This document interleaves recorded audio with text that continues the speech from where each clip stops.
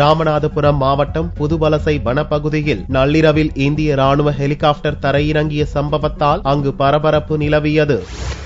ராமநாதபுரம் மாவட்டம் அருகே உச்சிப்புலி பகுதியில் இந்திய விமான கடற்படை தளம் அமைந்துள்ளது. இங்கிருந்து தமிழகம் முழுவதும் கடலோர பகுதிகளில் அதிகாரிகள் ரோந்து பணியில் ஈடுபட்டு வருகின்றனர். இந்நிலையில் இந்திய கடற்படைக்கு சொந்தமான ரோந்து ஹெலிகாப்டர் புதுவலசை காட்டுப்பகுதியில் நள்ளிரவு பயங்கர சத்தத்துடன் தரையிறங்கியது. இதனால் அதிர்ச்சியடைந்த அப்பகுதி மக்கள் சம்பவ இடத்திற்கு விரைந்தனர். அப்போது ஹெலிகாப்டரில் இருந்த 2 ராணுவ வீரர்களை பொதுமக்கள் பாதுகாப்பாக மீட்டு விமான கடற்படை தளத்திற்கு அனுப்பி வைத்தனர். இயந்திர கோளாறு காரணமாக நள்ளிரவில் உடனடியாக ரோந்து ஹெலிகாப்டர் தரையிறக்கப்பட்டதால் பெரும் விபத்து தவிர்க்கப்பட்டதாக அப்பகுதி மக்கள் தெரிவித்தனர். இந்திய நேவியைச் சேர்ந்த உச்சிப்புலி விமான தளத்திலிருந்து வந்த ஹெலிகாப்டர் ஒன்று இயந்திர கோளாறு காரணமாக வயக்காட்டில் இறக்கப்பட்டது. ஓட்டி வந்த விமானிகள் பத்திரமாக மீட்கப்பட்டு நேவி விமான தளத்துக்கு அனுப்பி வைக்கப்பட்டனர். தரையிறங்கி உள்ள ஹெலிகாப்டருக்கு சிறப்பு பாதுகாப்பு போடப்பட்டுள்ளது. ஹெலிகாப்டரை அப்பகுதி மக்கள் ஆர்வமுடன் பார்த்து வருகின்றனர். இயந்திர கோளாறை சரி செய்ய சென்னையிலிருந்து நிபுணர்கள் வரவழைக்கப்பட்டுள்ளனர்.